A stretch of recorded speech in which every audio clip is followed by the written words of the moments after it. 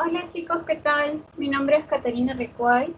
Antes hubo una confusión porque tengo dos, o sea, prácticamente sin querer creé dos reuniones de repaso y estaba con otras personas y luego me di cuenta de que no, que o sea, faltaba agregarlos a los de la nueva lista. Pensé que los del tercio ya los habían invitado, que les pasé el link a ellos, pero creo que fue una confusión mía básicamente. Pero bueno, entonces les voy a compartir justamente lo que les estaba actualizando a los que corresponden en sí a, a los de la asesoría, que es justo que estábamos terminando la clase de vértigo, ¿no? Y luego íbamos a empezar en sí con lo que vendría a ser el repaso. Entonces prácticamente van a tener una probadita de lo que es la clase de asesorías, ¿no? Y para que conozcan aunque sea un poquito, ¿no? Yo les recomiendo que traigan su cafecito y y ya, porque esto va a tomar tiempo.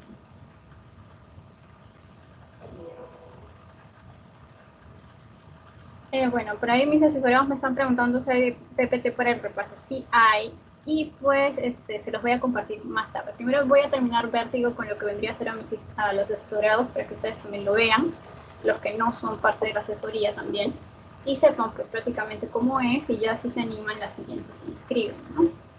Entonces ya ahora que lo estamos viendo vamos a compartir. Pueden ver mi pantalla, sobre todo que me respondan mis asesorados y mis no asesorados. Uno de los que está conmigo en las asesorías y uno que no lo esté, que me responda. Pueden ver mi pantalla, ¿me escuchan? Sí.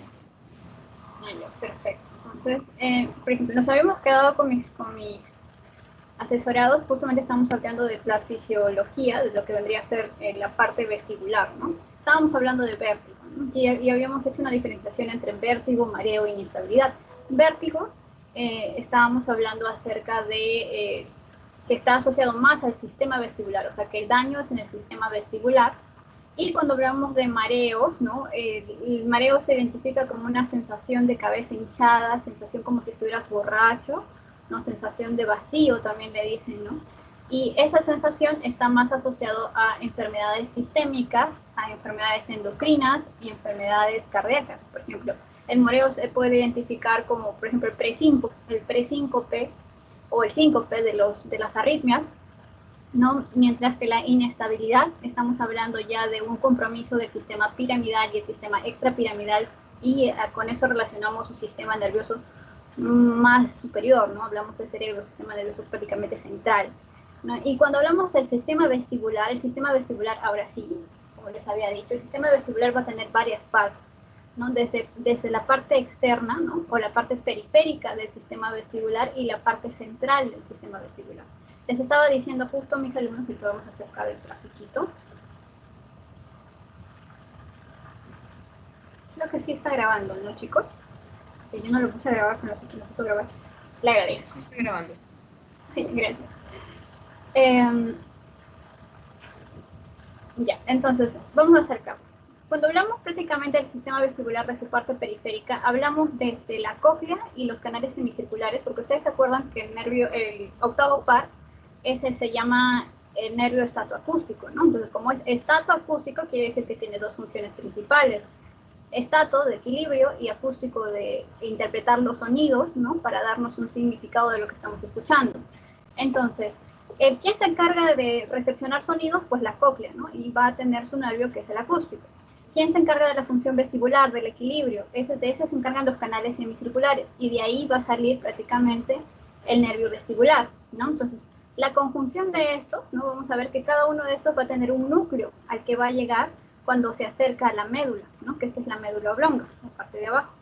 Entonces, con eso les había hecho la diferenciación, ¿no? Esta es la médula oblonga, este es el puente de Barolio, ¿no? Y este es el mesencéfalo, y esta parte serían los pedúnculos del mesencéfalo. Entonces, para que tengamos una ubicación anatómica un poco más exacta. Entonces, como les había dicho, ¿no? Viene la parte estática, o sea, que se encargan los canales semicirculares, y la parte acústica de la cóclea.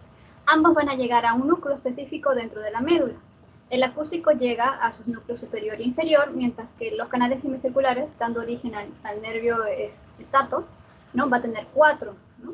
que se encarga prácticamente del superior, inferior, medial, inferior. Cada uno va a tener su nombre, pero bueno, si quieren recordar más, sería bueno que recordaran sus nombres, ¿no? Como para lucirse un poquito más, pero si no, para efectos de examen, la verdad es que no lo preguntan mucho, entonces no tendría en sí, para efectos de examen sentido, pero para el conocimiento, para la vida, para el después, quizás sí necesitarían recordarlo. ¿Por qué? Porque a partir del núcleo, ¿no? Hacia arriba, se le va a llamar sistema vestibular central. O sea, todo lo que venga con este tracto, desde la médula hacia el cerebelo y de ahí hacia ciertas partes del cerebro que todavía se desconocen porque están en estudio, pero hasta ahora solamente se creía que solo tenía conexión con el cerebelo y ya, ¿no? Pero no, entonces ahora se han descubierto más cosas. Pero la cosa es que a partir de los núcleos hacia arriba se va a llamar central, o sea, el sistema vestibular central. Y de los núcleos hacia afuera se va a llamar periférico. Entonces, por eso necesitamos saber más o menos qué es periférico y qué es central, ¿no? Periférico del núcleo hacia afuera, o sea, hasta los canales semicirculares, hasta acá. Y de acá hacia arriba, ¿no? Desde la médula hacia arriba, estamos hablando de central. Luego me había quedado con mis alumnos, antes de empezar acá la clase, de para qué me servía saber todo eso, ¿no? Entonces, prácticamente, porque después va a ser importante conocer las patologías que les vamos a mencionar. Por ejemplo, aquí tenemos el último huesecillo del oído interno, que vendría a ser el estribo, ¿no? El estribo tiene un platillo, ¿no? Una base que prácticamente está como conectada a la ventana oval, ¿no? Y esta ventana oval, como está acá, cada vez que vibran los huesecillos, ¿no? Hacen boom, boom, boom, tipo tambor. Este estira y contrae lo que vendría a ser la membrana de la ventana oval. Y este constante movimiento de bombeo hace que se mueva el líquido que se encuentra dentro de la cóclea, ¿no? Este movimiento de líquido, ya sea de la perilinfa, endolinfa, ¿no? Le va a dar la interpretación del sonido. O sea, la cóclea se encarga de hacer interpretación del sonido según cómo va bombeando el estribo, porque cada sonido hace que vibren nuestros huesecillos, y estos huesecillos envían esa vibración hacia el líquido, y dentro del líquido pues va a haber una interpretación hasta dónde llega el líquido. De hecho, los sonidos ¿no? pueden llegar hasta el extremo superior, ¿no? De la parte central del helicotrema, o hasta acá, ¿no? Y así yo puedo identificar si el sonido es una frecuencia alta o es una frecuencia baja, ¿no? A través de eso. De eso se encarga pues prácticamente la identificación del sonido, el nervio acústico, la parte acústica, la parte coclear. Ahora, cuando hablamos de estática, o sea, del equilibrio, estamos hablando de los canales semicirculares. Y de esto que tenemos que saber, ¿no? Aquí tenemos 3 canales semicirculares bien bonitos, ¿no? Y cada canal va a tener una especie de ampollita, como ven acá, ¿no? Esta es su ampollita. Y luego tenemos 2 elevaciones también acá, que no son parte de las ampollas de los canales semicirculares y que también tienen su nombre. Es el utrículo y el sáculo. ¿Estos están relacionados con el sonido? Se cree que hasta cierto punto sí, porque vamos a ver que cierto tipo de sonido puede alterar nuestro equilibrio. Si nosotros estamos escuchando un sonido demasiado molesto, ¿no? A unas vibraciones que no soportaríamos, también alteraría en cierta parte de nuestro equilibrio, ¿no? Porque hay acá una conexión entre ellas, pero no es una conexión directa, sino es una conexión de especie de interrelación, pero no están completamente relacionados, ¿no? Por eso se separa entre cóclea, sonido, y los canales semicirculares, el equilibrio, ¿no? Entonces aquí está el utrículo y el sáculo, y después van a saber por qué es importante saber esto. Porque cuando vamos a hablar, por ejemplo, para la enfermedad de Meniere, ¿no? La enfermedad de Meniere se está refiriendo más sobre todo a la parte coclear, porque si yo corto acá la parte coclear donde les dije que bombeaba el huesecillo y movía el líquido, ¿no? Entonces acá lo voy a acercar también para que lo vean, ¿no? Tiene sus rampas, pues, ¿no? Entonces vamos a tener la rampa vestibular, la rampa timpánica, ¿no? Y aquí vamos a ver una división también, ¿no? Que es el conducto coclear, ¿no? El ducto coclear, o sea, una rampa vestibular, rampa timpánica y la rampa coclear. O escala media, si le quieren decir, ¿no? Escala media, escala vestibular, escala timpánica, ¿no? Que está acá. ¿Por qué necesito saber la diferenciación de esto, no? Los que están afuera, o sea, los que se vendrían a ser la escala vestibular y la escala timpánica, manejan perilinfa, ¿no? Y la perilinfa tiene prácticamente un componente muy parecido ¿se acuerdan del extracelular y el intracelular? Y en el extracelular hay más sodio y en el intracelular hay más potasio, ¿no? Entonces, la escala vestibular, o sea, estos extremos, la escala vestibular y la escala timpánica, tienen un contenido mayor, así como el espacio extracelular, o sea, bastante sodio, más sodio a ese nivel. Mientras que en el intracelular, como les había dicho, hay más potasio. Entonces, ¿quién tiene muy parecido al intracelular? Pues prácticamente el conducto coclear. Por eso se llama endolinfa. ¿no? Y acá es la endolinfa, por ejemplo, cuando hablamos de enfermedad de Meniere, es la que va a estar afectada. Hay una especie de aumento de líquido a nivel del conducto coclear, por eso se llama hidrops endolinfático, aumento de presión, como abombamiento a ese nivel, como un exceso de agua, ¿no? O de líquido a ese nivel, que va a alterar y va a dar esos síntomas y esa sensación de plenitud oral, como si el oído estuviera lleno, ¿no? Y causa molestia, ¿no? Para eso que quiero que sepan eso, nada más para eso.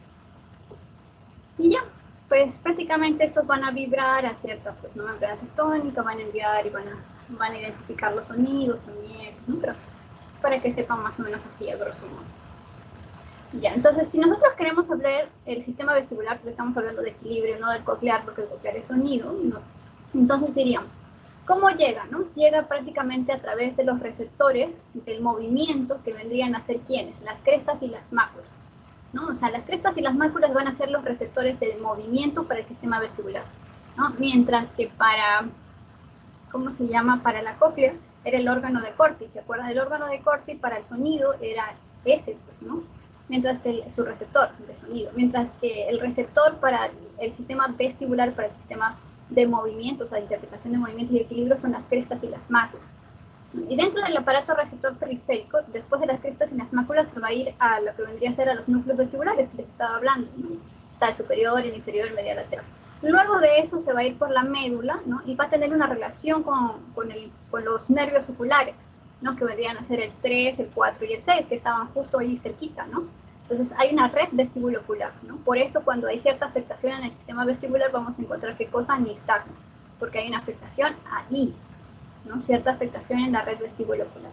Todavía ahí estamos en la periferia con cierta conexión a central. Por eso cuando vamos a hablar de vértigo periférico y vértigo central va a haber nistagmos en ambos, ¿no? O sea, va a haber ciertas diferencias, pero va a haber nistagmos en ambos, porque ya estamos más allá de ¿qué? De los núcleos, ¿no? Entonces podría ser central, podría ser periférico, dependiendo. Ahora, la red vestíbulo-espinal, ¿no? La red vestibulo-espinal es más arriba, o sea, ya pasé los ojos. Entonces voy a ir en la conexión hacia la médula espinal en sí, ¿no? Prácticamente hasta llegar al cerebelo, ¿no? Y ya cuando llegué al cerebelo se llama la red vestíbulo tálamo cortical, o sea, llego desde el cerebro, mejor dicho, desde el cerebelo voy a ir a esa corteza cerebral. ¿Qué parte exclusiva de la corteza cerebral se creía que era la parte del lóbulo parietal? Pero ahora se sabe que no, que involucra más zonas, ¿no? Pero originalmente se sabía que era... ¿Cómo están escribiendo? Ah, ya. Le voy a avisar a Patricia que se quedó en el otro link y se estaba diciendo que muchos se confundieron. Hay otro link que les mandé al chat de asesoría. Entra ahí, mejor ese link, porque ahí es donde estamos.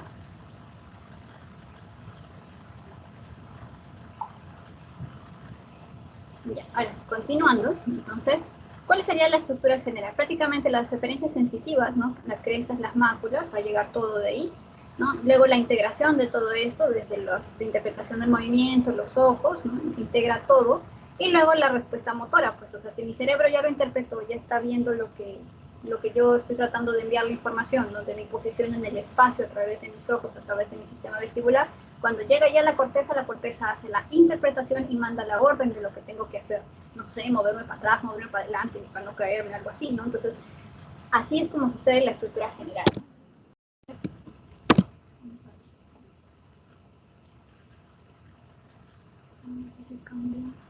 Ah, ya. Esto, por ejemplo, es lo del sonido que les estaba hablando del órgano de Corti, que pues identifica las vibraciones según el movimiento de la endolinfa, ¿no?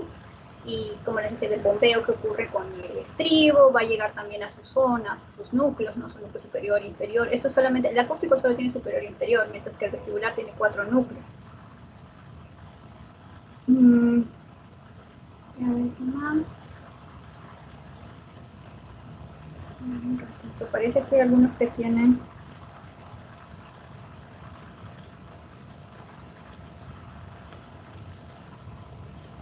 problemas para ingresar.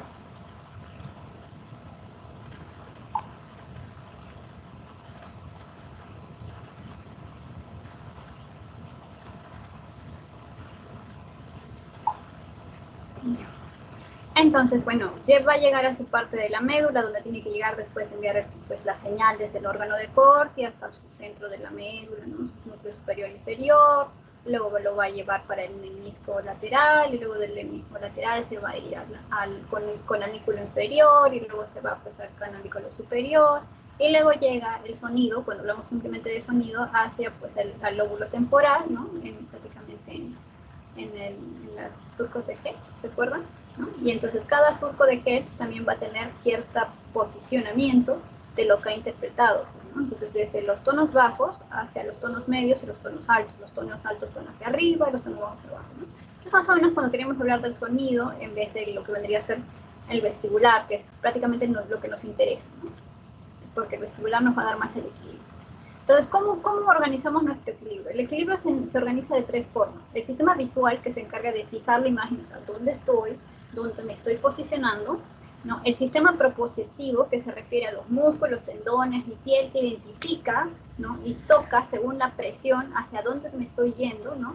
¿Se acuerdan del sistema proprioceptivo cuando se hablaba también de...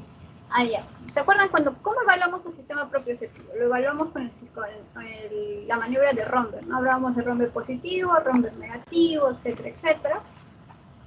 Pero tenía cierta importancia que tenemos que recordar. Que ahorita por acá, allá. Hay que recordarlo y es importante, ¿no?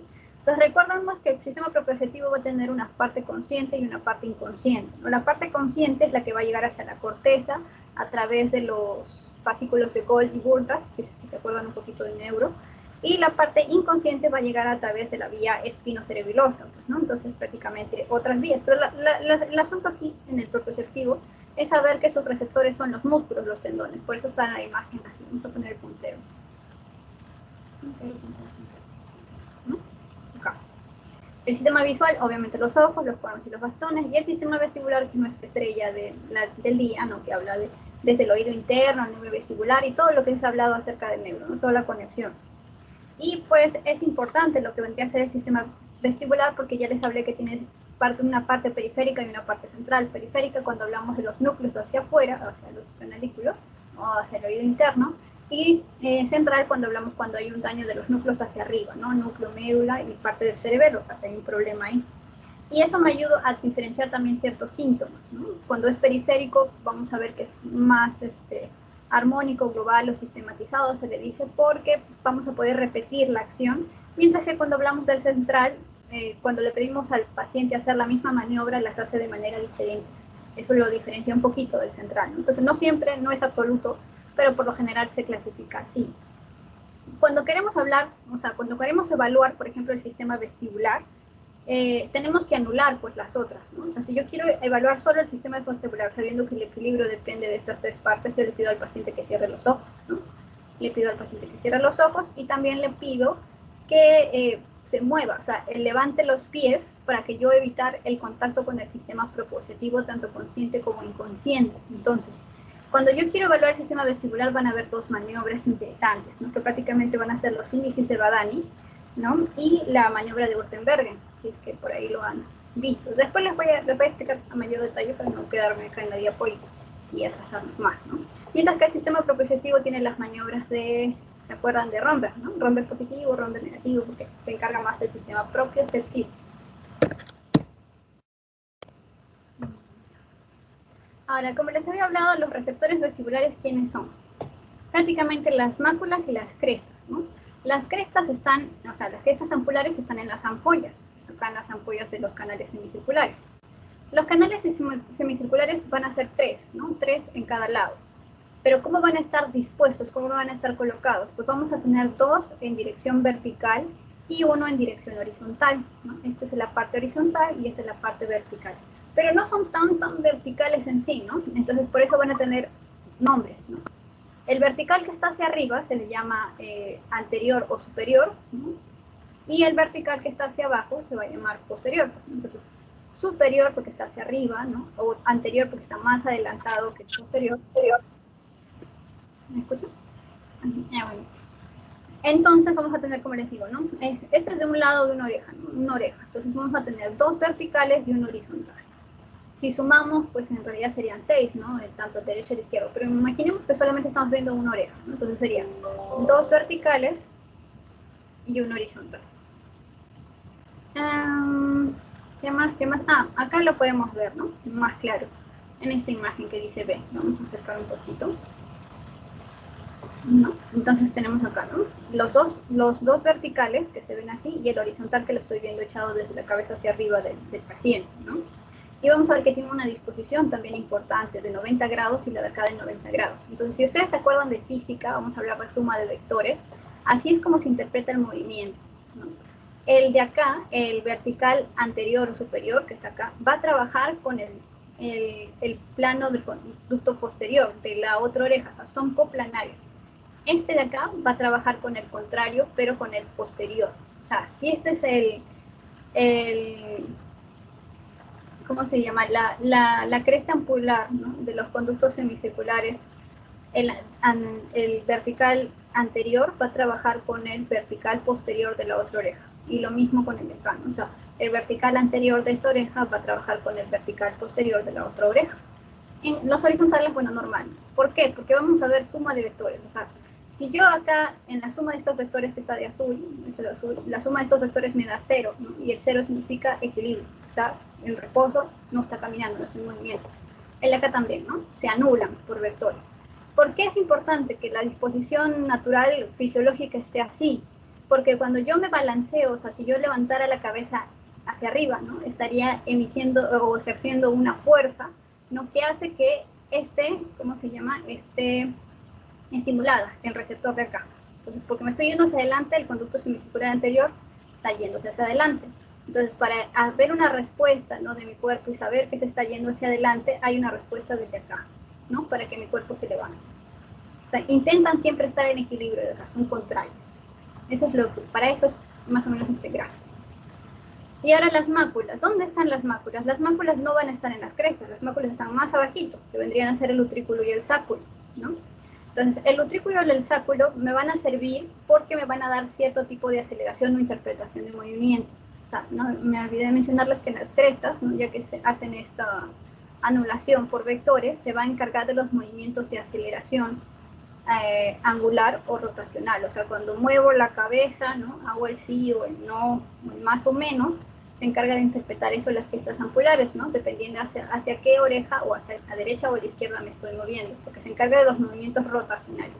Mientras que la mácula, ¿no?, lo que está en el utrículo y el sáculo, se encarga de los movimientos lineales. O sea, cuando yo me muevo completamente con el cuerpo, ¿no?, hacia adelante o hacia atrás, completamente, ¿no?, de eso se encarga el utrículo y el sáculo. El utrículo más o menos está en el plano horizontal y la mácula en el plano vertical. ¿Dónde lo vamos a ver? Ahorita lo vamos a ver en una imagen. Aquí está la mácula. Aquí están las máculas, ¿no? Vamos a ver que la mácula se encarga de la aceleración lineal. O sea, ¿qué significa aceleración lineal? La inercia, pues. O sea, cuando se está moviendo tu cabeza con todo tu cuerpo e intenta mantenerse en un mismo estado. Eso es la inercia, ¿no?, que se siente cuando estamos en los ascensores. Prácticamente lo interpreta la mácula, ¿no? Y la mácula vendrían a ser los que están en el utrículo y en el sáculo, ¿no?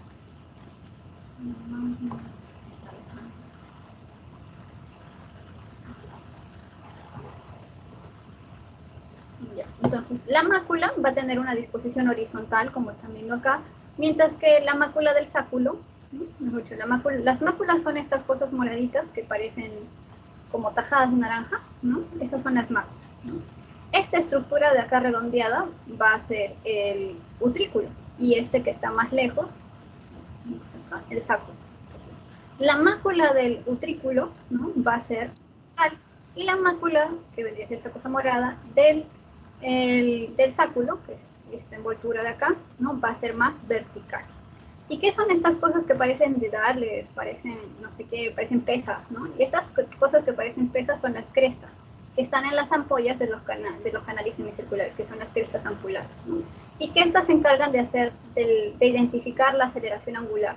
¿Qué es la aceleración angular? El movimiento, pues, de la cabeza cuando hace sí, no, o más o menos, ¿no? O sea, esos movimientos son identificados por las crestas ampulares, por eso son angulares, ¿no? De sí, no y más o menos, ¿no?, que es prácticamente solo estoy moviendo la cabeza, mientras que la aceleración lineal estamos interpretando el movimiento de la cabeza junto con el cuello, o sea, para adelante, para atrás, o sea, todo el complejo, ¿no? Eso es una aceleración lineal. Ya, entonces todo esto va a ser interpretado por unas células ciliadas. O sea, estas células ciliadas van a estar en estas crestas ampulares o en estas máculas, ¿no? Van a tener cierta disposición, ¿no? Entonces, ¿para qué me sirven estas células ciliadas? Porque prácticamente van a tener, ¿no? O sea, una particularidad, ¿no? que son como pelitos, pues, ¿no? Estos quinocilios. Estos quinocilios, estas células ciliadas, pues tienen pelitos, ¿no? Y hay uno más grande que los demás. Cuando este quinocilio, que es el más grande de todos, se mueve hacia su propio lado, o sea, se mueve para acá, por ejemplo, que está dibujado así, se mueve para este lado, o para el lado donde está el más grande, se produce la excitación, ¿no? La excitación o la despolarización, ¿no? Del quinocilio. Mientras que si este se moviera, ¿no? Para el otro lado, ¿no? En vez de irse para acá, se va para allá, o sea, para el lado izquierdo, ¿no? Hablaríamos de una inhibición o una hiperpolarización. Ustedes se acuerdan que todo lo que vendría a ser despolarización es excitación, inicio del potencial de acción, mientras que todo lo que sea inhibición se llama hiperpolarización, inhibición del potencial de acción. Entonces, en eso se encuentran, ¿no? O sea, entre despolarizarse e hiperpolarizarse. Usualmente se excita cuando se estimula el mismo lado. O sea, por ejemplo, si yo al paciente le digo, mueve la cabeza hacia adelante, el quinocilio de la que se está moviendo es a ese lado lo estoy excitando, ¿no? Entonces es el que está participando. Es una polarización direccional. Por eso se llama tono laberíntico cuando está quietecito, ¿no? Cuando está quietecito se llama tono laberíntico, pero si yo lo estoy dirigiendo hacia el lado del quinocilio se llama excitación o despolarización, y si se mueve para el lado contrario se llama inhibición o hiperpolarización. Todo esto, ¿no? Se va a integrar, ¿no? Con los ojos, el sistema vestibular, y al final pues va a llegar hacia diversas zonas del cerebro para ser interpretado como equilibrio y el cerebro le dé la respuesta hacia dónde tengo que moverlo. Ya, con eso acabamos la parte fisiológica y vamos a lo que sería el vértigo, ¿no? ¿Qué es el vértigo periférico? ¿Qué es el vértigo central? Cuando les hablé del periférico, del síndrome vestibular periférico, les hablaba de que era global, armónico y sistematizado. Sistematizado en el sentido de que si las veces que yo le haga repetir el mismo examen al paciente, lo va a hacer de la misma forma. ¿En qué sentido? O sea, por ejemplo, el periférico, ¿no? Estamos hablando de que el paciente va a tener un nistagmo, que es el movimiento rápido de los ojos, mejor dicho, el movimiento involuntario de los ojos, ¿no? Que el nistagmo suele tener una fase rápida y una fase lenta. Cuando nosotros observamos los ojos del paciente es como si se moviera. O sea, ustedes lo pueden ver si quieren en el espejo, porque hay un nistagmo fisiológico que tenemos, que es cuando nos acercamos a los bordes de los ojos, ¿no? A las comisuras de los ojos. Si llegamos hasta ahí, van a ver que solito su pupila empieza a hacer esto, como un avance o retroceso. Pero es leve y es fisiológico, es normal. Entonces, por eso estas pruebas se tratan de hacer sin llegar a los rabillos para ver si es que realmente el paciente tiene un nistagmo, ¿no? O sea, un movimiento ocular involuntario, sin que sea causado por el fisiológico. Entonces se mide, no hacemos que el paciente no llegue hasta los extremos de los ojos, sino ahí intermedio, ¿no? Para ver si generamos o no el nistagmo. Entonces, ¿cómo es el movimiento del ojo? Entonces, ¿cuál es la dirección? ¿Hacia dónde se va? Usualmente el periférico sigue una sola dirección, ¿no? Y la fase rápida se va a ir al oído normal, más bien que su fase lenta se va a ir hacia el lado sano, ¿no? O sea, nunca revierte la dirección, o sea, no va a cambiar de dirección, siempre tiene una dirección, por eso es sistematizado. O sea, mientras lo haga hacer varias veces la misma prueba, el paciente va a direccionar su nistagmo al mismo lado, ¿no? Si es a la derecha, va a seguir siempre siendo hacia la derecha, no va a cambiar. Mientras que en el central, o sea, yo le hago una prueba y el paciente otra vez, o sea, empieza a hacer primero para la izquierda, luego cambio para la derecha, o de lo que era un nistagmo horizontal se vuelve vertical, o sea, como si el ojo se moviera para arriba, para abajo, para arriba, para abajo, ¿no? Y entonces cambia. El central tiene varias direcciones. El tipo de nistagmo en el periférico prácticamente es como un tipo torsional o rotacional, ¿no? Mientras que en el central puede tener cualquier dirección, puede ser rotacional, horizontal, ¿no? O sea, puede cambiar de dirección cuando le dé la gana en el caso del central. Y el efecto de la fijación visual prácticamente en el periférico está suprimido, pues, porque usualmente cuando lo vamos a evaluar, los ojos no van a ser, o sea, no me va a alterar en sí. O sea, la fijación visual es cuando yo veo un objeto y me estoy dirigiendo hacia él y yo lo tomo con precisión. Para hacer ese movimiento simple de yo agarro mi teléfono porque lo vi, ¿no? Es todo un complejo que se activa en el sistema, ¿no? En el sistema central y en el sistema periférico. Entonces, la fijación de la mirada me permite ubicarme a mí en el espacio. En este caso, pues, el efecto de fijación visual está suprimido, o sea, no lo va a afectar demasiado, mientras que en el central sí, o sea, por eso dice no suprimido. Va a haber signos neurológicos. Los signos neurológicos se asocian a corteza, o sea, al más central, por eso no hay en el periférico. Y mientras que en el central sí, porque el central estamos hablando que hay un compromiso mayor, más arriba, ¿no? Ahora, inestabilidad postural. La inestabilidad postural, como les había mencionado, puede tener cierta, ¿no? O sea, cierta, como que te vas por un lado para el otro, ¿no? Pero de todas maneras tu caminar, o sea, cuando tú caminas está normal, ¿no? En el cambio en el central sí puede haber afectación de la marcha, ¿no? Se cae en el central. ¿Hay sordera, hay tinnitus? Sí, porque el periférico puede involucrar las estructuras que están para el lado periférico, pues el oído interno. Y en el central, pues no, porque es más arriba. ¿No? La afectación no es acá en la oreja, en el oído interno, sino es más arriba. Por eso no vamos a encontrar ahí. Este es un resumen de lo que acabo de decir. Ahora, bueno, ¿cuáles serían las causas? Para el periférico, prácticamente podría ser, o sea, ¿quiénes están involucrados en el vértigo periférico? Usualmente pues hay un problema en el sacro, en el utrículo o en los mismos canales semicirculares o en el nervio vestibulococlear, sobre todo en la parte vestibular. Ahora, cuando es vértigo central, pues puede ser una falla, ¿no? En el mismo tronco donde está la médula o en la misma corteza cerebral, ahí es donde está el problema. ¿Y qué más? Allá. ¿Cómo yo evalúo, por ejemplo, la parte vestibular y cómo evalúo la parte espinal? Pues, ¿no? La parte propioceptiva, que se encarga más o menos el cerebelo, para no confundirme entre estas dos, para saber dónde está, si está más arriba en la parte cerebral, vestíbulo-espinal, o está en la parte vestibulocular, o sea, un poco más abajo de los núcleos ahí cerca. Entonces, si queremos hablar la vía propioceptiva o la vía vestíbulo espinal, podemos utilizar Parani, podemos utilizar Romberg, sobre todo Romberg, ¿no? La de Romberg es importante, ¿no? Pero si queremos, por ejemplo, evaluar la vía vestíbulo ocular, o sea, ver si el problema está en la conjunción con los ojos, ¿no?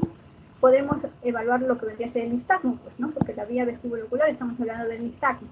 Y podemos ver si hay un nistagmo espontáneo o un nistagmo provocado. ¿Cómo un nistagmo provocado? O sea, el paciente me dice que tiene nistagmo, pero yo en ese momento que lo recibo en mi consulta no lo estoy viendo. Entonces yo le digo, o le creo o no le creo, no puedo vivir en la incertidumbre de creerlo o no creerlo. Entonces provoco a ver un movimiento para ver si él tiene un nistagmo, ¿no? Y entonces, ¿con qué maniobras puedo provocar su nistagmo? Con la maniobra de Dix-Hallpike, ¿no? O la prueba de impulso cefálico. Estos nos van a servir si hay un problema a nivel de la vía vestibulocular, o sea, de la integración del sistema vestibular con los ojos, ¿no? El paciente me puede hablar de un nistagmo espontáneo, él me lo narra, pero si en ese momento yo no lo estoy viendo, yo lo puedo provocar, ¿no? Para comprobar lo que me está diciendo. Ahora, si quiero ver si el problema es ahí, también es la parte vestibular, pero ya más relacionado con el cerebelo, pues está Romberg, o puedo utilizar lo más conocido que es Varani, los índices de Varani, o también la prueba de Urtenbergen, ¿no? La Urtenbergen es levantar los pies y marchar así, y el paciente, como está con los ojos cerrados, porque estoy evaluando la vía vestibuloespinal, no puede ver los ojos abiertos, está marchando y sin darse cuenta se va hacia el lado de la lesión, ¿no? Y él piensa que sigue en su sitio, pero tú lo estás viendo, ¿no? Pues ejecutar la maniobra y él se está yendo para el lado de la lesión, ¿no? Los índices de Varane es prácticamente, que no me acuerdo, los índices de Varane era, con los ojos cerrados, le pido prácticamente la posición de la cabeza en el espacio. O sea, lo que tengo que hacer es esto, ¿no? 10 puntos, y a ver si se tambalea, ¿no? Con la mano estirada, con los ojos cerrados. Y ya.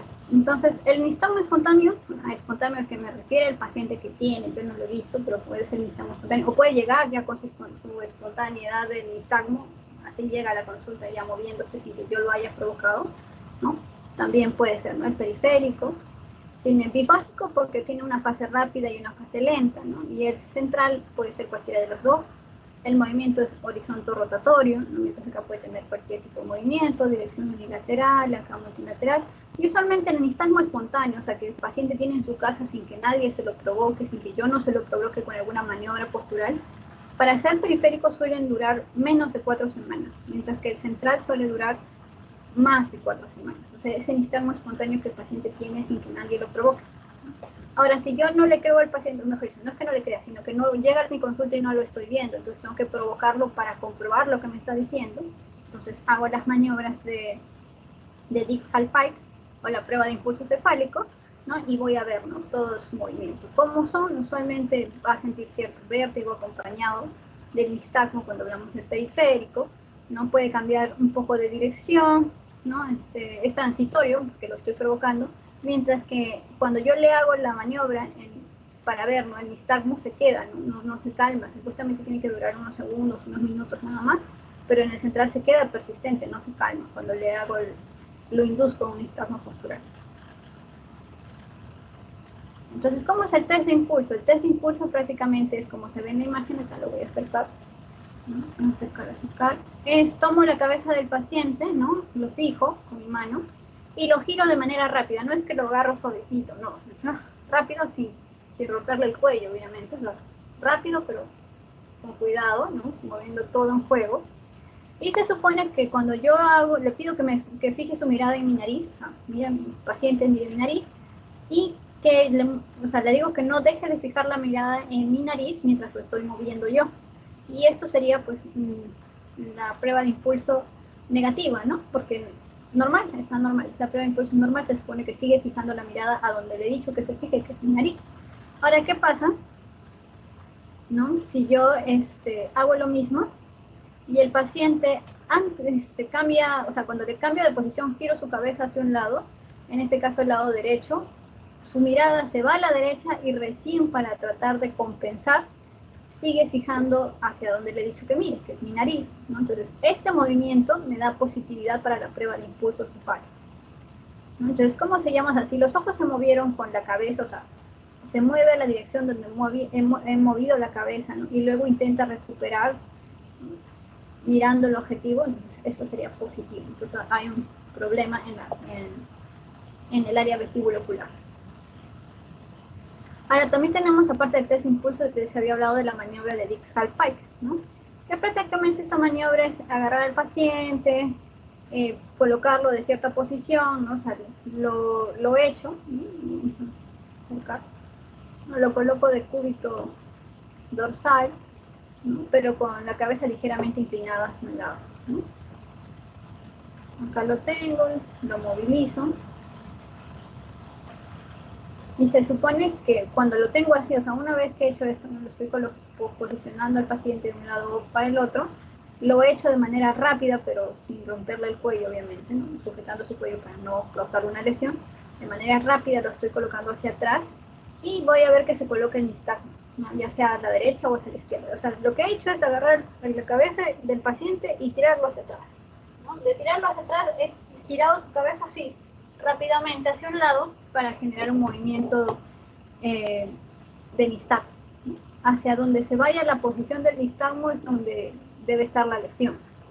Por ejemplo, en un trastorno periférico, usualmente este nistagmo que he provocado con la maniobra de Dix-Hallpike dura máximo 20 segundos, ¿no? Un periodo de latencia antes del inicio del nistagmo posicional. O sea, yo espero, ¿no?, antes de que empiece ese nistagmo, unos 20 segundos.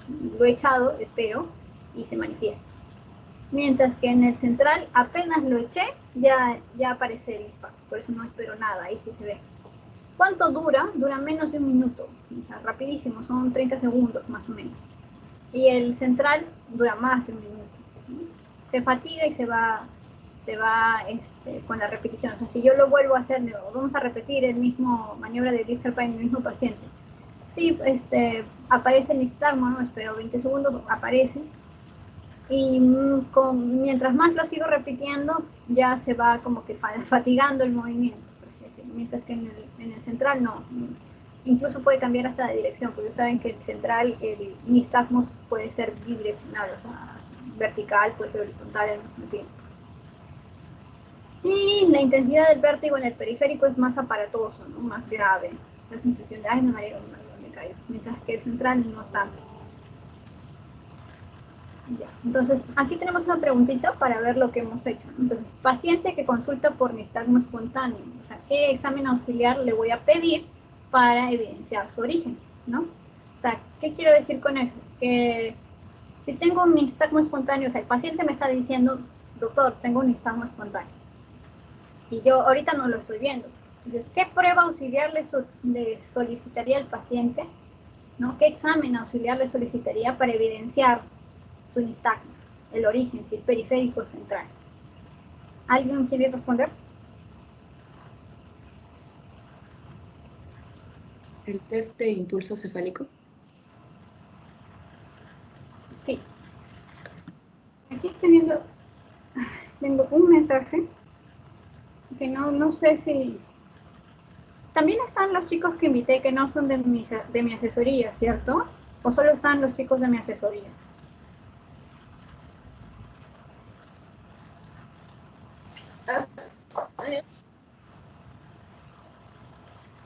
¿Oli?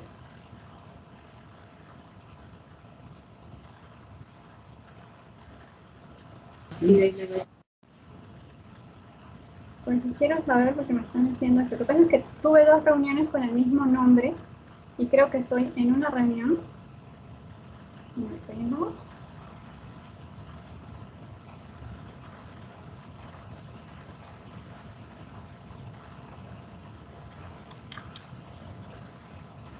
Pero aquí veo los que he invitado también, que son varios.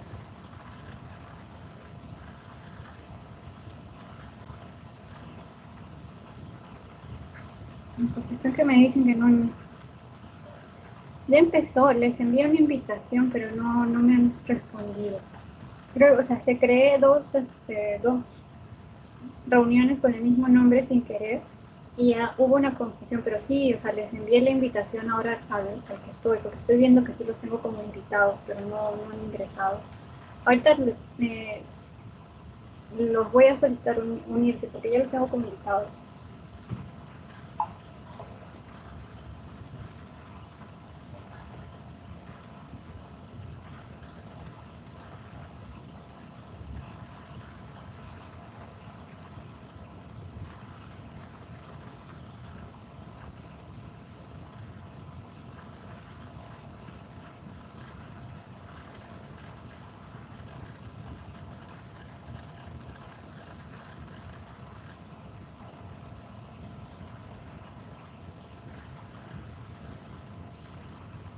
Ya está, qué raro.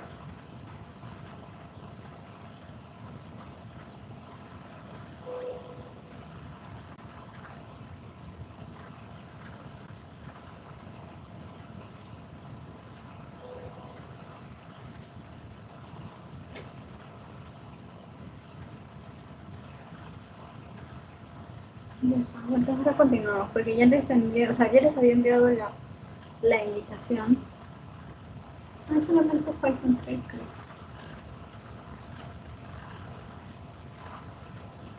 Ya, entonces continuamos en lo que estábamos haciendo.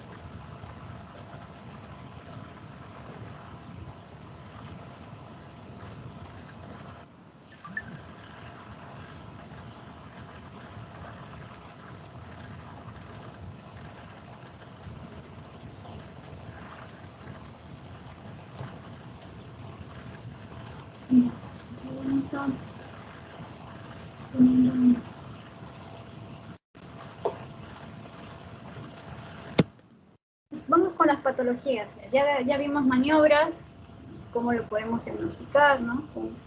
Con Hall-Pike, ¿no?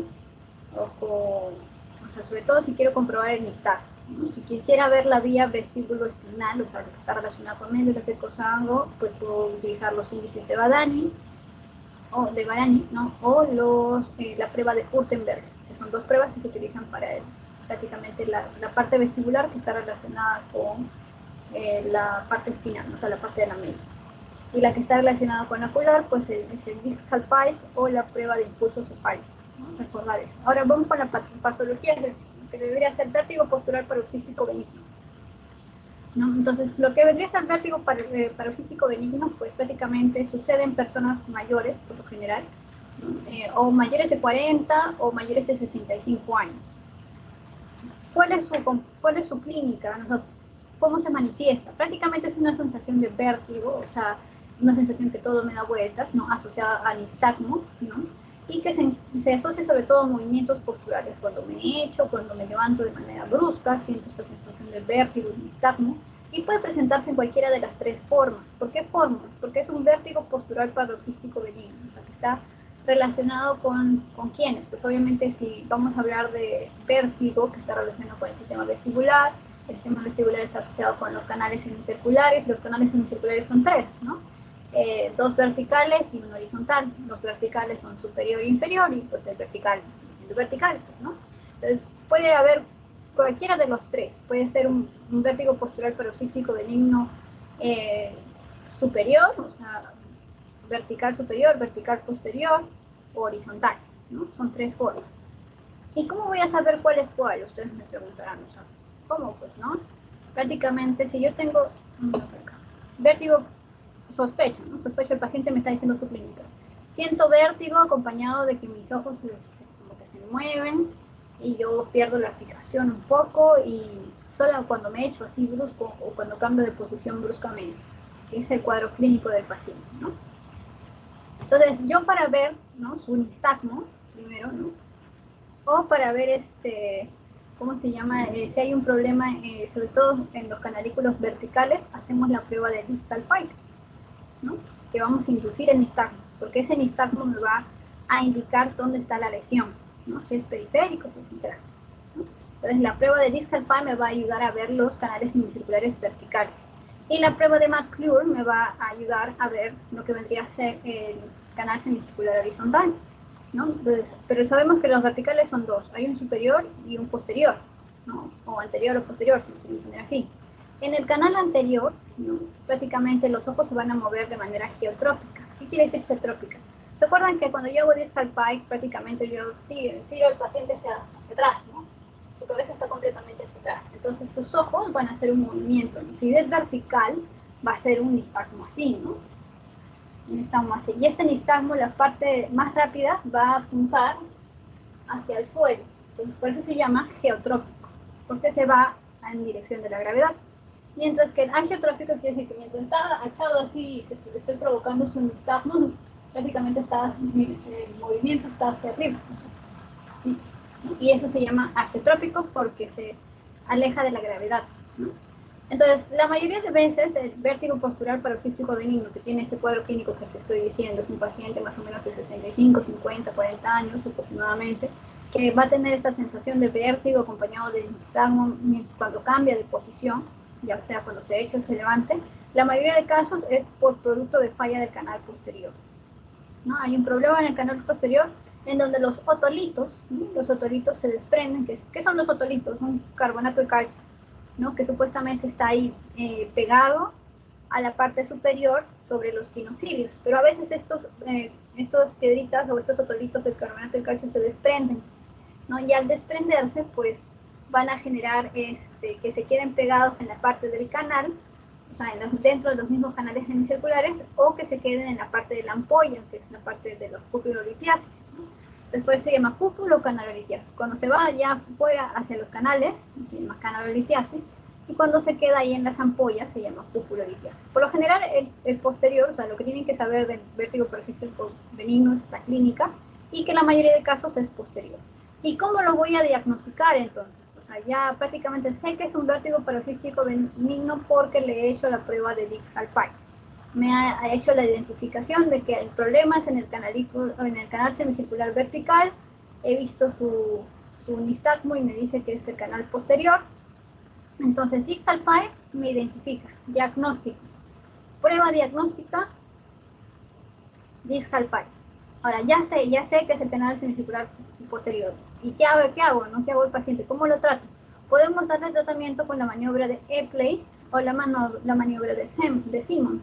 Primero fue la maniobra de Simon, ¿no?, la que se creó, pero luego fue reemplazada por la maniobra de Epley. Entonces vamos a tener que, si quiero diagnóstico de vértigo postural paroxístico benigno, ¿qué hago? La prueba de distal pike, ¿no? Y si quiero el tratamiento, voy a utilizar la maniobra de Epley o la maniobra de Simon. Últimamente se utiliza más la de Epley, la de Simon quedó como un rezago de, ¿cómo se llama? Como un rezago educacional, pues, ¿no?, que utilizamos antes la de Simon, pero también se puede utilizar, en algunas zonas lo utilizan, pero más se está utilizando ahora la de Epley como tratamiento del vértigo paroxístico benigno, ¿no? Entonces, ahora en el caso no fuera pues el vertical, que es el más común, ¿no?, sobre todo el vertical posterior, pues el horizontal. ¿no? Que en el 15% de los casos. Con eso hago la prueba de McClure. ¿Y cómo es la prueba de McClure? La prueba de McClure prácticamente tengo al paciente echado, ¿no? Con una elevación de 30 grados del cuello, vamos a acercarlo, ¿no? Una elevación de 30 grados del cuello. Y pues simplemente lo que hago es, lo tengo ahí, al paciente, y empiezo a mover su cabeza de un lado hacia el otro. O sea, lo muevo para la izquierda, lo mantengo fijo en su posición normal y luego lo muevo hacia la derecha, ¿no? Y ese movimiento me va a generar un impacto, ¿no?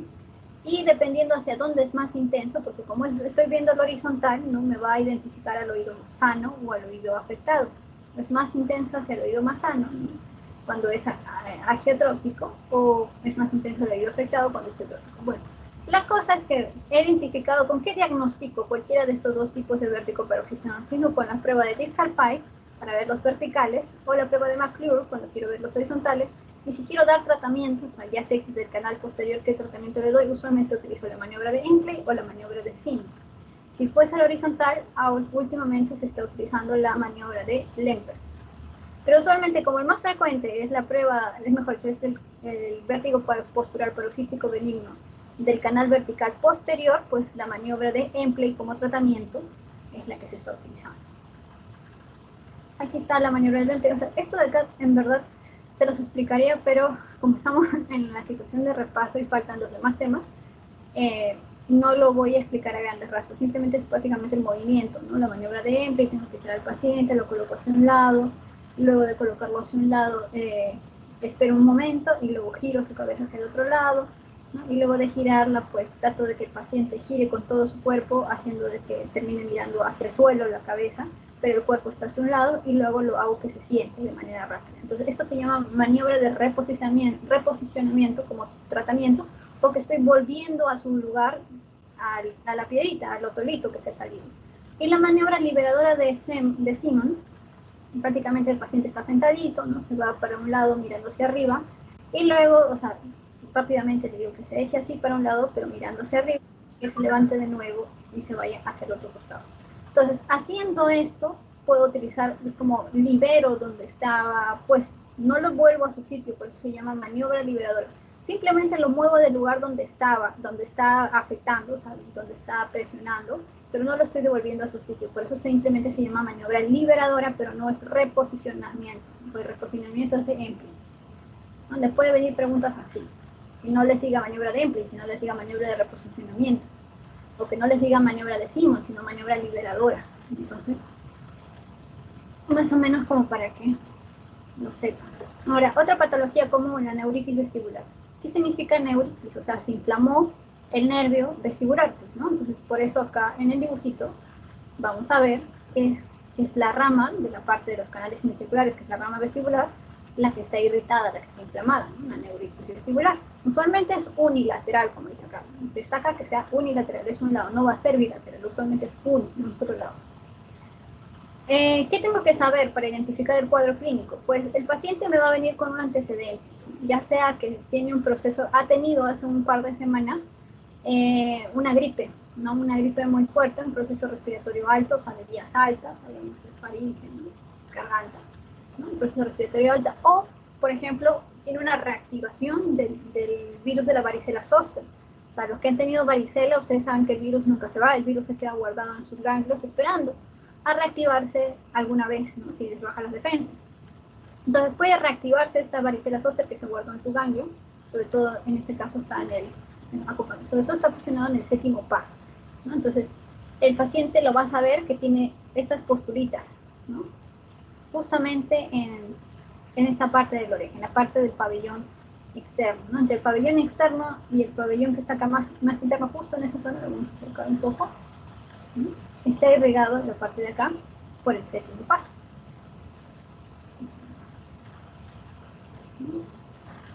¿Y cómo se llama esto? Se llama pues el síndrome de Rice-Ham, así se llama, ¿no? O sea, lo vamos a dar al paciente. Quiere decir que hay una especie de reactivación del virus de varicela zoster que ha estado ahí guardado años desde que le dio su varicela cuando era niñito, ¿no? Entonces se ha reactivado porque le bajó las defensas y puede inflamar al nervio vestibular, ¿no? Entonces, ¿cómo va a venir el paciente? O sea, la neuritis vestibular es brusca, es muy aparatosa, se ve, ¿no? El paciente llega, ay doctor, tengo náuseas. Ay, doctor, o sea, cada vez que me da estas crisis, quiero vomitar, me mareo, y más o menos son 30 minutos lo que dura esto, ¿no? Y sobre todo vamos a ver que el paciente tiene eso, ¿no? De posición de la cabeza, ve, o sea, trata de mover, de posicionar su cabeza en un solo sitio y el paciente te dice que siente pues el vértigo, ¿no? Que todo le da vueltas, que tiene náuseas, que se marea. Y te va a decir que se marea, pero en realidad tú le vas a decir, ¿cómo se marea? ¿Usted siente que como si estuviera borracho o como si todo le estuviera dando vueltas? Te va a decir, como si todo me estuviera dando vueltas, ¿no? Entonces eso no es mareo, ¿eso qué cosa es? Eso es vértigo, ¿no? Tiene vértigos, tiene náuseas, así un complejo vegetativo. O sea, si alguien les dice complejos vegetativos, quiere decir que tiene náuseas, sensación de querer vomitar, pero no vomita, simplemente náuseas, ¿no? Y dura cuanto más o menos unos días a semanas, puede durar unas cuantas semanas, unas 2, 3 semanas, la neuritis vesicular, porque tiene este antecedente pues, de una infección viral previa, ¿no? Y además podemos encontrar las vesículas, ¿no? En el oído externo cuando se trata de la reactivación del virus de varicela zoster. Como hay una inflamación, esta inflamación puede comprimir a su vecino, ¿no? Acá tenemos la inflamación, puede comprimir a la parte acústica, pues, ¿no? Entonces, el nervio acústico, entonces lo comprimen, porque están ahí juntitos, ¿no? Lo comprime y está inflamado, y al comprimirlo puede generar cierta hipoacusia, o sea, una sordera, ¿no? Se le llama sordera, una hipoacusia leve, ¿no? Y como también por este mismo canal pasa el nervio facial, por acá, o sea, por acá donde está pasando el octavo par, también está pasando el nervio facial y también está pasando la arteria laberíntica. Los tres pasan por este mismo canalito, o sea, tanto la parte acústica, ¿no? En la arteria laberíntica y el octavo par, el séptimo par, pasan por acá. Entonces, si se inflama, puede afectarme también al séptimo par, ¿no? Si me está afectando al séptimo par, ¿qué puedo encontrar? No parálisis, porque el problema no es del séptimo par, sino que lo está afectando de manera colateral. Entonces, habemos una paresia facial. ¿Qué significa paresia facial? Paresia quiere decir que es una parálisis leve, o sea, no es una parálisis completa. Sí lo puede mover la cara, ¿no? Pero no como él quisiera, con la misma ligereza con la que estamos moviendo nuestros rostros, ¿no? Pero sí la puede mover más lento, pero sí lo mueve. Es una paresia facial. Producto de la compresión, ¿no? Pero ¿cómo empieza? Con una prácticamente náuseas, vértigos, o sea, la crisis dura unos 30 minutos y así va a repetirse cada día, ¿no? O mejor dicho, va a durarle esa sensación, o sea, todos los días esa sensación de mareo, de vómito, de náuseas, ¿no? Por semanas. Y luego pues se va a ir recuperando, así como aparecieron, van desapareciendo también, todo eso completo. Si yo luego el examen, vamos a ver que hay nistagmo contralateral, le voy a hacer la prueba de impulso positivo, son nistagmos también, pero, o sea, uno puede decir, ¿y por qué esto no es cáncer? O sea, un cáncer, qué sé yo, el nervio, pues, el octavo par, ¿no? ¿Por qué? Porque no vamos a ver que no hay diplopia y no hay descoordinación. Usualmente el cáncer crece por acá, ¿no? El neurinoma se va más para la médula, ¿no? Entonces suele comprimir, hacer presión y hacer todo un montón de descoordinación que parece ataxia, ¿no? Así como los problemas cerebelosos, ¿no? Entonces no hace eso no es. Simplemente es el antecedente de infección, el vértigo, las náuseas y todo aparatoso que me dura unas semanas y luego me recupero perfectamente como si no hubiese pasado nada. Entonces le puedo hacer como diagnóstico una videonistagmografía, que es prácticamente grabo el nistagmo del paciente después de provocarlo. Le puedo hacer pruebas calóricas, otra vez la prueba de impulso, ¿no? De la cabeza. Y ya, entonces, y mientras está en su crisis aguda, o sea, porque el paciente se va a demorar semanas en recuperarse, mientras está en su crisis aguda, ¿qué le doy? Pues le puedo dar, como ya sé que el problema es una reactivación de este virus, le puedo dar corticoides más aciclovir, pues, ¿no? Porque el aciclovir es el que se da cuando tienes varicela zoster. Entonces, corticoides más aciclovir, ¿no? Si el causante es esto, ¿no? Y veo estas vesículas en su orejita.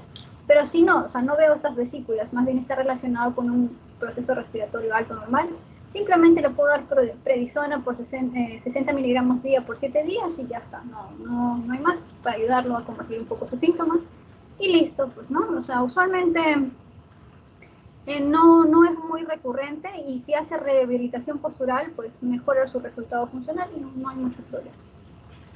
Ahora la enfermedad de Meniere, o sea, ya vimos, ¿no? La neuritis vesicular, se inflamó el nervio. ¿Por qué? Por culpa de un virus previo, ¿no? Ahora, la enfermedad de Meniere. ¿Qué es la enfermedad de Meniere? Les había hablado de la endolinfa y la perilinfa, ¿no? Entonces, cuando hablamos de un hidroxiendolinfático es como el glaucoma, como si me hubiese aumentado la presión a nivel de la endolinfa, ¿no?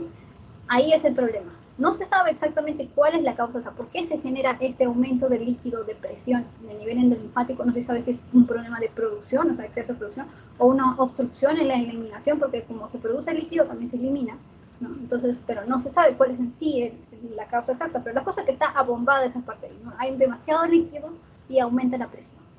Y ese aumento de presión del líquido me va a producir la hipoacusia.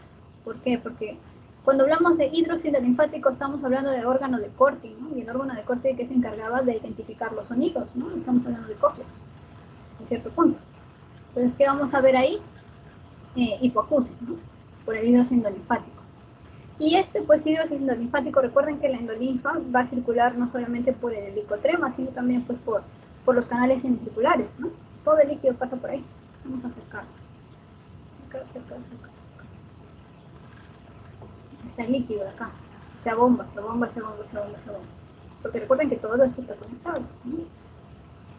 Se abomba por acá, la endolinfa por acá, por eso no puedo escuchar bien, ¿no? Se abomba por acá, justo en los canalículos que se encargan ¿cómo se llama? Del equilibrio. ¿Qué cosa me da? Vértigo. Y como si hay algo líquido aumentado, aumento de presión, voy a escuchar como si estuviera sonido vibrando en mi oreja. O sea, alguien está como un zancudo constante en mi oreja. Eso se llama acúfonos o tinitos. La triada clásica es hipoacusia, tinitos y vértigo, ¿no? La hipoacusia es de baja frecuencia, ¿no? Pero, o sea, vamos a tener hipoacusia, acúfenos y vértigo, ¿no? En un paciente más o menos de 40, 60 años, ¿no? Que le dura este cuadro de acúfeno, vértigo y que no escucha, más o menos 20 minutos, ¿no? Dura hasta horas, ¿no? Y luego normal, se recupera. Es una enfermedad de Meniere, ¿no? Porque esa es la triada: hipoacusia, tinnitus, vértigo. No estoy hablando de náuseas, ¿no? No estoy hablando de que no puede caminar, ¿no? Simplemente estoy diciendo hipoacusia, acúfinos y vértigo, ¿no? Entonces, hay plenitud oral, sí, también hay plenitud oral, o sea, sensación de llenura, porque hay líquido, pues un exceso de líquido. ¿Qué le puedo dar a mi paciente? Entonces, ya sé que tiene una enfermedad de Meniere. Entonces, ¿qué le puedo dar? Cuando está ahí en su crisis de 20 minutos, le puedo dar un sedante vestibular, que es un dimenidrato, que es un antihistamínico. También le puedo dar benzodiazepina, sí, cuando es una emergencia, por ejemplo. O sea, el paciente te dice, no puedo, o sea, de verdad no escucho, no me molesta, ya estoy harta de eso, ¿no? Entonces, le puedo dar diazepam, pero por lo general, pues no es necesario, no es tan extremo, no es tan extremo. Muchas personas, pocas personas llegan a la molestia extrema, ¿no? De la enfermedad de Meniere, y el dimenidrato les ayuda por su tratamiento. Pero yo sé que, como no sé si es un problema en la eliminación del líquido, en la producción del líquido, no se sabe cuál es la causa en sí. Entonces vamos a hacer un tratamiento de control. Mucha gente mejora simplemente con dieta baja en sodio, así como la hipertensión, pues, ¿no? Baja en sodio, ya no toma sal, entonces no hay problema, y mejoran, la verdad es que mejoran. Con su tratamiento de crisis y con su tratamiento de control de dieta hiposódica, mejoran perfectamente. En algunos casos se van a necesitar diuréticos como la furosemida, que ya les he dicho, es un exceso de líquido, ¿no? O antivertiginosas como la vertistina. También se puede utilizar la vertistina, pero por lo general con la dieta baja en sodio es suficiente. Ahora, ¿qué pasa en los casos graves, ¿no? O sea, que prácticamente esta triada clásica se repite y se repite y se repite, y ya pues está harto, pues, ¿no? O sea, porque no escucha de repente por una oreja, o ya está harto del que son los tinitos o los acúfenos detrás de la oreja, está harto el paciente. Le podemos dar un tratamiento no destructivo, o sea, no vamos a matar a nervios, eso significa no destructivo. ¿Qué le estamos dando? Corticoides, ¿no? Corticoides como una dexametasona intratympánica. Pero cuando ya es mucha la molestia del paciente, a veces es tan molesto que el paciente te dice, no me importa quedarme sordo con tal de ya no escuchar este sonido del tinito detrás de mi oreja. Detrás de la oreja la puso no tiene. Entonces, el paciente te dice, destrúyeme el nervio, yo no quiero escuchar nada, no quiero sentir ni ese tinito, no quiero sentir, porque ya estoy harto, ese zumbido me tiene psicológicamente alterado. Entonces, ¿con qué lo podemos destruir como tratamiento final? Con la gentamicina, que es un autodestructor. O sea, destruye los nervios ópticos, los nervios, el nervio estatoacústico en sí, ¿no? Todo el octavo par lo destruye la gentamicina. O lo puedo hacer una neuroectomía del vestibular o la ventilotomía, o sea, prácticamente corto el nervio, pues, ¿no? Corto este nervio, corto este pedacito nada más, la parte vestibular, y eso se llama neurectomía vestibular. Solo estoy cortando esta ramita vestibular. Pero si yo corto todo, ¿no? Lo puedo destruir con la gentamicina o cortarlo con cirugía, ¿no? Y ambos me van a dejar sordo al paciente, pero es lo único que puede hacer para que el paciente recupere su paz mental, porque los acúfenos de la enfermedad de Meniere son molestos, realmente molestos. Tener ahí al 24/7 es algo que le molesta, ¿no? No le importa quedarse sordo. Pero por lo general, como les digo, suelen responder con la dieta bajo en sodio, ¿no? O antidiuréticos, ¿no? O los antivertiginosos. Y ya, solamente acuérdense de la tríada clásica. Y listo. Acá hay una preguntita. Por ejemplo, si paciente joven, mira, este no es tan mayor, tiene 25 años, pero consulta por episodios de crisis vertiginosa, o sea, tiene momentos bruscos de tener como que mareos, los cuales hacen recurrentes y constantes en sus características, ¿no? Hipoacusia fluctuante, que es una característica también de justo, ya les estoy dando la clave, ¿no? O sea, hipoacusia fluctuante, o sea, que a veces cuando está en su crisis es sordo, pero luego que termina su crisis recupera su función auditiva, ¿no? Con sensación de inestabilidad, que se puede interpretar como vértigo, ¿no? Y además sensación de plenitud oral con tinitos y vómitos. En este caso dice vómitos, pero porque el doctor que hizo la pregunta lo puso como distractor, pero por lo general no hay tantos vómitos, es más el tinnitus lo que molesta a los pacientes, esa sensación de llenura de la oreja y el tinnitus. Entonces, ¿cuál sería el diagnóstico aquí, chicos? ¿Meniere? Sí, enfermedad de Meniere. ¿Por qué? Por la hipoacusia fluctuante, o sea, que se vuelve sordo cuando le está dando su crisis, ¿no? Vértigo, sensación de estabilidad, y faltaba una. ¿Cuál era más? Hipoacusia, vértigo y tinnitus, ¿no? Aquí está el tinnitus. Y al último, sensación de plenitud oral. Entonces, esto está asociado más con la enfermedad de Meniere. Ahora, los doctores también agregaron la pérdida vestibular bilateral, o sea, prácticamente de los dos lados. O sea, recuerden que el Meniere es unilateral, de un solo lado, igual que la neuritis vestibular también es un solo lado, ¿no? En cambio, la pérdida vestibular bilateral, como su nombre lo dice, es ambos lados. ¿Y por qué ocurre? Por lo general ocurre por consumo excesivo de la gentamicina. Estoy matando a mi nervio sin querer. O sea, ¿cuándo utilizo gentamicina? Ustedes se acuerdan que la gentamicina es un tipo de antibiótico, ¿no? Antibiótico de tipo macrólido, si es que no me equivoco, ¿no? Es un macrólido que se puede utilizar para diferentes tratamientos, ¿no? Por ejemplo, infecciones urinarias a veces se utiliza, ¿no? Entonces, esto es un vestibulotoxo. Si no lo utilizo, no lo tomo de la manera adecuada, puedo provocarme una pérdida vestibular bilateral. Entonces, no hay que automedicarse, ¿no? Sobre todo recomendar eso a nuestros familiares, ¿no? Podemos dañar el nervio óptico con la gentamicina. O sea, ya después de haber tomado gentamicina de manera en dosis poco recomendada o inadecuadamente, ¿no? 1 o 3 semanas después empiezo a tener esta pérdida vestibular bilateral. ¿Cómo se manifiesta? Que estoy moviendo, cada vez que me quiero mover, o sea, que me quiero caminar, me mareo para ambos lados, ¿no? No puedo mover. Y solamente puedo tener estabilidad si es que me apoyo. O sea, si tengo apoyo, donde apoyarme como si fuese un adulto mayor, ya recupero mi estabilidad. No tengo que apoyarme para poder caminar, y si me siento, me quedo quietecito, mejora mi estabilidad. Por eso dicen, hay menos vértigo en reposo. El vértigo es menor cuando estoy en reposo. Mientras más quiero caminar, más quiero movilizarme, mayor vértigo tengo. Y eso me va a producir esa inestabilidad. O sea, que necesito apoyarme, como que estabilizarme en mi espacio para poder movilizarme, ¿no? La osciloscopía, la osciloscopía es una sensación de que todo me da vuelta de manera extrema. Yo ya estoy girando, osciloscopía. Vamos a tener ciertas alteraciones visuales porque no puedo fijar la mirada, pues si yo siento que todo me está dando vueltas, no puedo fijar exactamente, quiero ver mi pantalla y no la puedo ver con detalle porque siento que todo me está dando vueltas. Entonces va a generar una alteración visual, va a tener romber positivo, va a tener nistagmos, ¿no?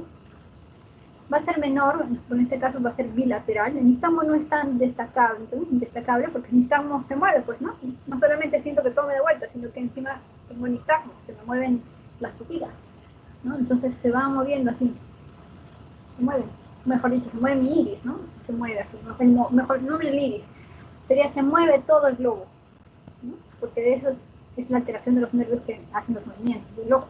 Entonces el nistagmo es bilateral también. le hago la prueba de impulso cefálico y voy a ver que hay un istmo bilateral, el paciente está ahí que se mueve y mientras que lo he hecho para hacer la prueba del impulso cefálico.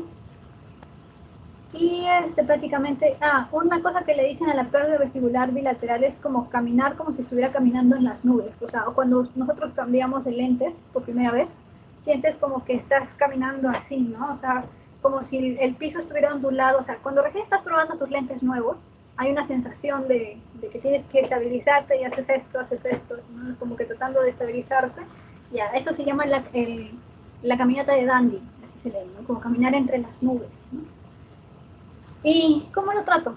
¿No? ¿Cómo lo trato? Ya, pues si sé que está tomando gentamicina, pues no, entonces le digo, ya deja de tomar tu gentamicina, le suspendo la medicación y ahora tengo que hacerle terapia física vestibular para recuperar su función vestibular. Ahora, si no es la gentamicina, ¿no? Puede ser una neurosarcoidosis, ¿no? Una cirugía bilateral del oído, un trastorno congénito, ¿no? Así nació, o autoinmune, o sea, tiene un problema inmunitario que le destruye el nervio del octavo par, ¿no? que le destruye el nervio, entonces, bueno, no hay de otra, ¿no? Corticoide nomás, a toda su vida. Pero por lo general simplemente es la gentamicina el problema y simplemente le quito el tratamiento, o sea, le quito la gentamicina y le doy su terapia física vestibular. Y eso es todo, ¿no? Entonces, vamos a la migraña, o sea, la migraña vestibular es una migraña que se acompaña de vértigo, o sea, es una migraña, una persona con migraña que te dice que siento que todo me da vuelta, que no me puedo levantar porque me siento mal ya por la migraña y encima todo me da vuelta, ¿no? Entonces, ¿por qué suceden las migrañas? Por dilatación o vasoconstricción de los vasos. Usualmente la migraña acompañado del problema vestibular pues se asocia más a mujeres, ¿no? De 30 40 años. Es vértigo o mareo, también puede haber mareo, ¿no? Junto con la migraña. Junto, ¿no? ¿Y cómo ocurre este vértigo? Pues puede durar de 5 minutos a 24 horas. Imagínense 24 horas con todo me da vuelta, todo me da vuelta. Debe ser fastidioso. Más el dolor de la migraña, peor todavía. Entonces, ¿cuál sería el tratamiento?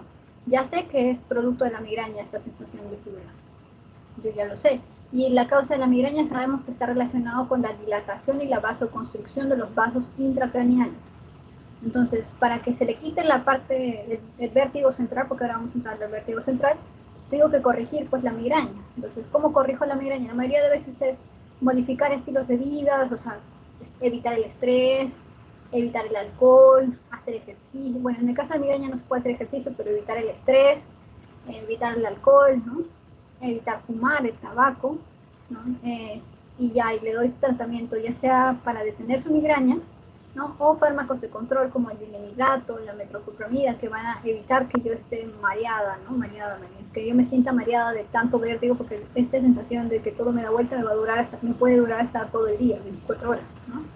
Le puedo dar ergotamina, también le puedo dar triptanos, ¿no? Como el sumatriptano o el sanitriptano. Son fármacos de control que están acá. ¿Cómo son los síntomas entonces de la migraña vestibular? 70% de los cuales va a ser un vértigo rotacional, o sea, todo me da vuelta, todo me da vuelta. Cuando tengo mi migraña, todo me da vuelta. Puedo tener cierta fonofobia, o sea, rechazo hacia los sonidos, que es típico también de la migraña, ¿no? El acúfeno, que puede ser torturador para muchos, detrás de la oreja, el acúfeno. Intolerancia a los movimientos cefálicos, o sea, no me muevas, no me toques, porque si me muevo más, me duele más y me mareo más. Entonces, eso es más o menos la migraña vestibular.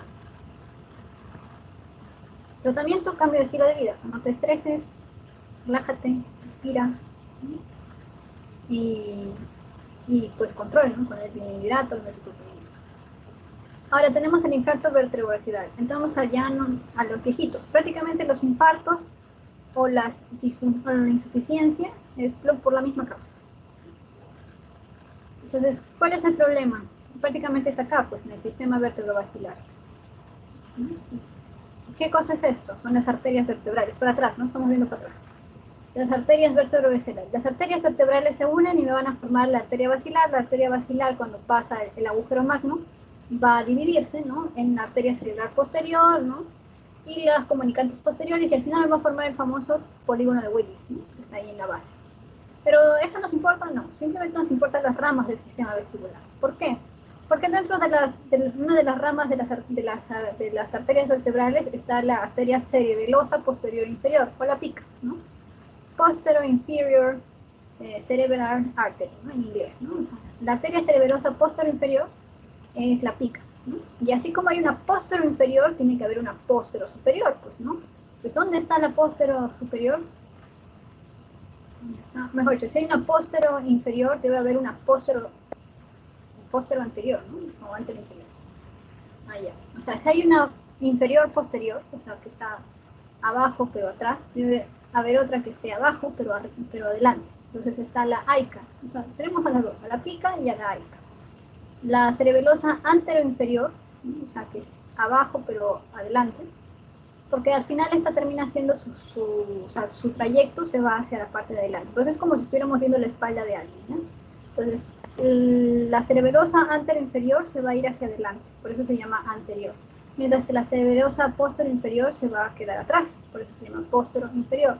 Y está antero-inferior. Ambas son inferiores, porque van a irrigar la parte inferior del cerebelo, por eso son inferiores. Pero una, como se va a ir adelante, es anterior, antero-inferior, y como una se va a quedar atrás, se va a llamar posterior-inferior. Siguen siendo inferiores las dos, pero uno está atrás y otro está adelante, ¿no? Anterior inferior, posterior inferior. Ahora, si ya había una arteria inferior, debe haber una superior, ¿no? Aquí está la arteria cerebelosa superior, la de acá es la superior. La superior es rama de la basilar. Y por acá vamos a ver también como rama de la basilar, vamos a encontrar la arteria auditiva interna, que es la laberíntica. Esta es la que va a pasar juntito con el octavo par y el séptimo par por el agujerito del oído medio. No, estoy hablando del oído interno. Ese agujerito del oído interno que vimos que estaba justamente el octavo par, el estratoacústico, por ahí también pasa el séptimo par y por ahí también pasa la arteria auditiva interna, la laberíntica interna, ¿no? Entonces, ¿para qué me sirve saber esta ubicación? Porque de la AICA, o sea, de la arteria inferior, de la anterior inferior, ¿no? Porque tenemos dos inferiores, una que se va de adelante y otra de atrás, ¿no? Entonces la anterior inferior, ¿no? Me va a dar ramitas para irrigar a todo mi sistema, ¿no? Mi sistema del oído interno. Es la AICA. Y la AICA me va a dar, esta es la arteria auditiva interna, o la laberíntica. Esta es la laberíntica, no, esta debería ser la acústica. Esta es la arteria acústica interior.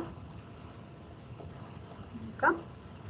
Y esta es la arteria vestibular anterior y esta es la arteria vestibular posterior. Y vamos a ver que se irrigan, pues no van a ir irrigando de esta forma. Entonces vamos a ver la irrigación. Entonces, ¿qué síntomas tiene el infarto vertebrovascular? Estamos hablando que esto ocurre en ancianos usualmente. Como todo infarto, se ocluyó, se taponeó la arteria, qué sé yo, tenía dislipidemia, hipertensión, diabetes, qué sé yo, el viejito, ¿no? Entonces, dependiendo de dónde se tapone, me va a generar síntomas. Entonces, si es la arteria cerebral posterior inferior, va a generar el síndrome de Wallenberg. ¿Cuál es el síndrome de Wallenberg? Va a tener todo el clásico vértigo, nistagmo, alteración de la marcha, ataxia, y todo igualito también de acá abajo. Solamente que este tiene disfagia, disfonía y disartria. O sea, se va a complicar con problemas como si fuese superior, ¿no? Tiene una disfonía y una disartria. Disfagia, disfonía y disartria. Ese es Wallenberg. No tiene vértigo, tiene todo, o sea, todo lo que conocemos, pero a este se le agrega disfagia, disfonía y disartria.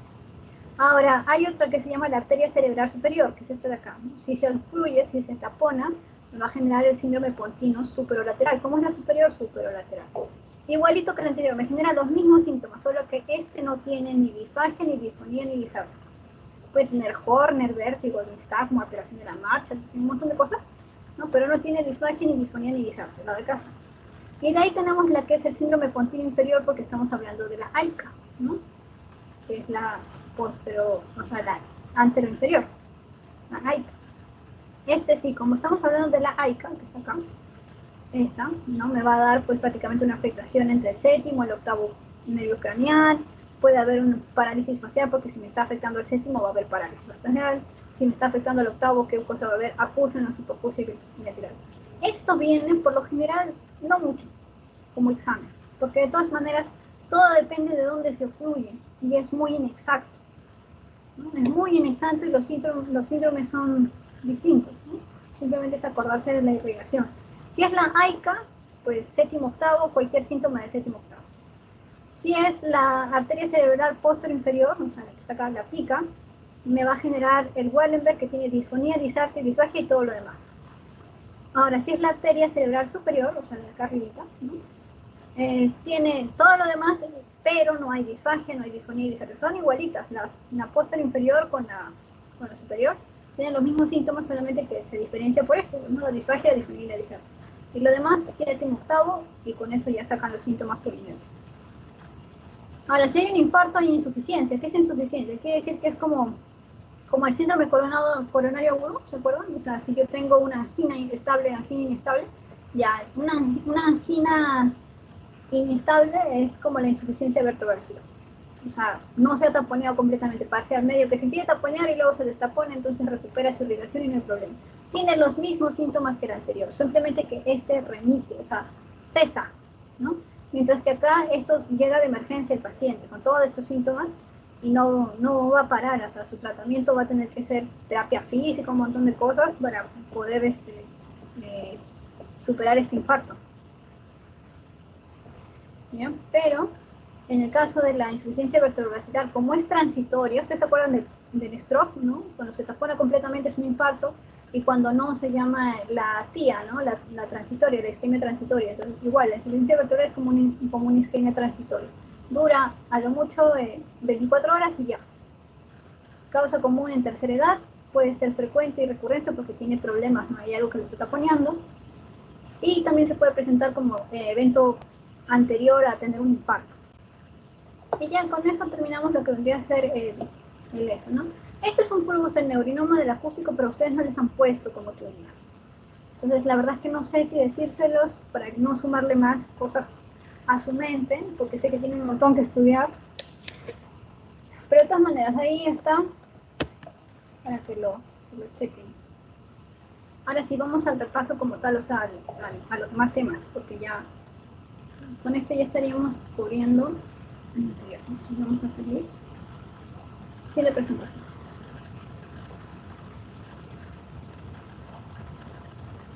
Aquí está el repaso.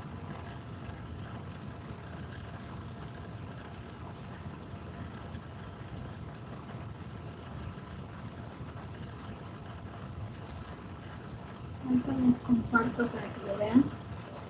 Esto sí lo vamos a hacer, vamos a tratar de correr un poquito más para poder abarcar todos los temas y que tengan un repaso más completo, así con preguntas también.